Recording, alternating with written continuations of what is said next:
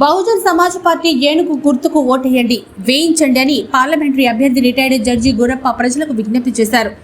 ఓటుకు డబ్బు ఇచ్చే వారికి ఓటు వేయొద్దన్నారు. మొదట డబ్బిస్తారు, తర్వాత ఓట్లేసిన వారిని బిచ్చగాళ్లు చేస్తారన్నారు. జ్యోతిరావు పూలే అంబేద్కర్ ఆశయాలతో పనిచేసే ప్రభుత్వాన్ని ఎన్నుకోవాల్సిన సమయం ఆసన్నమైందని అన్నారు.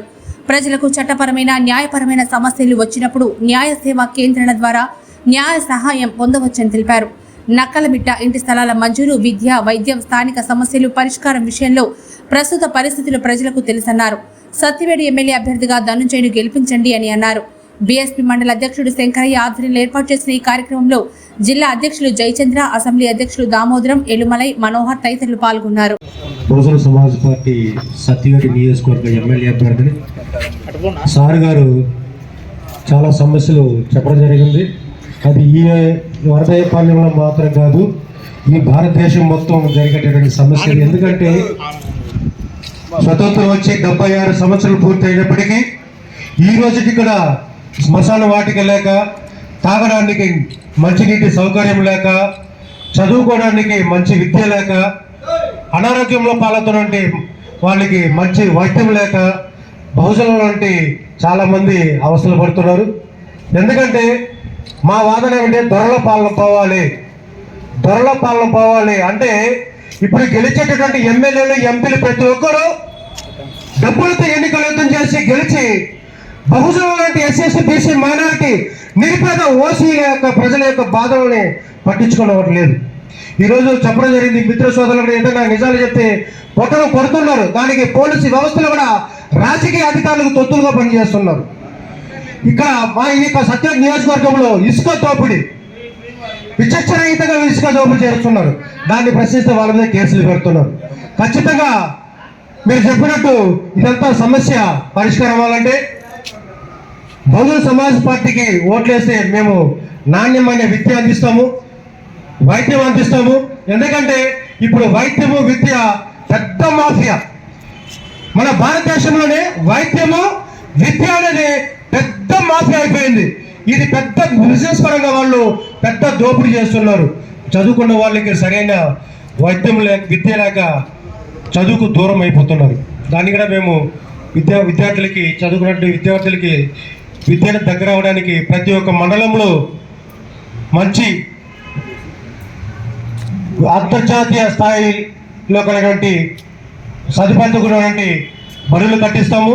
అదేవిధంగా ప్రతి మండలంలో 100 పడగల గది ఉన్నటువంటి ఆసుపత్రులను నిర్మిస్తాము. అదేవిధంగా ఎక్కడైతే రోడ్డు సౌకర్యం లేదో వాళ్ళకి రోడ్డు వేసే బాధ్యత కూడా మేము చూసుకుంటామనేసి బహుజన సమాజ్ పార్టీ తరఫున తెలియజేసుకున్నాం. ఇప్పుడు తిరుపతి ఎంపీ అభ్యర్థిగా బహుజన సమాజ్ పార్టీ నుంచి పోటీ చేస్తున్నాను. ఇందాక పెద్దలు అందరూ కూడా చెప్పిన విషయాల్లోకి మన ధన సమాధానం చెప్పారు. ముఖ్యంగా ఇక్కడుండే సమస్యలు మన భారతదేశంలో, తర్వాత ముఖ్యంగా మన ఆంధ్రప్రదేశ్లో మేము ఇందాక రోడ్ల పరిస్థితి మనం అందరం కూడా రోజు కూడా చూస్తూనే ఉన్నాం. ఎందుకంటే ముఖ్యంగా దానికి కారణం ఎప్పుడైతే డబ్బులు తీసుకొని మనం ఓటేసినామో ఆ రోజే మనం ఏం అడిగేదానికి లేదు. కాబట్టి ప్రజలందరూ కూడా గమనించవలసింది, మనం ఎప్పుడైతే నీతి నిజాయితీగా డబ్బులు తీసుకోకుండా ఓటేస్తే మనం ప్రశ్నించేదానికి అవకాశం ఉంటుంది. మనం అడిగితే కూడా వాళ్ళు సమాధానం చెప్తారు.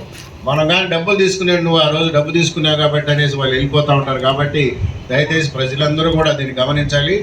రెండోది, స్వాతంత్రం వచ్చి 75 సంవత్సరాలనే నిన్న మొన్న కూడా చూసాం. గిరిజన ప్రాంతాల్లో ఈరోజు కూడా డోలి అంటే ఒక పంచిలో బిడ్డను పెట్టుకొని, లేదంటే గర్భవతిని తీసుకొని కొన్ని 2-3 మైళ్ళు తీసుకుని వచ్చే విధంగా ఉంది. కాబట్టి వీటన్నింటినీ కూడా మన పరిష్కారం కావాలంటే పేద ప్రజలందరూ కూడా ఈ బహుజన సమాజ్ పార్టీకి, ఇందాక చెప్పిన ఎస్సీ, ఎస్టీ, బీసీ, మైనారిటీసు, మిగతా కులాల్లో ఉండే పేదవాళ్ళందరూ కూడా బహుజన సమాజ్ పార్టీకి ఓటేస్తే తప్పకుండా సమస్యలు పరిష్కరిస్తారని చెప్పి తెలియజేస్తూ నాకు అవకాశం ఇచ్చిన మీకు అందరికీ కూడా, మీడియా మిత్రులకి అందరూ కూడా, దానికి అవకాశం లేకపోతే కూడా సెక్రటరీ, లీగల్ సర్వీస్ అథారిటీ, జిల్లా కోర్టు, చిత్తూరు అని రాస్తే తప్పనిసరిగా మీకు అక్కడ ఒక సబ్ జడ్జి క్యాడర్ అయిన ఒక ఆయన ఉంటాడు. మీకు తప్పనిసరిగా మీ న్యాయపరమైన సమస్యలకి పరిష్కారం దొరుకుతుందని తెలియజేస్తూ వినిపించుకున్నాను. Thank you. ఆ తర్వాత 5 సంవత్సరాలుగా మనము మత్స్యకారులు తయారు చేస్తారు.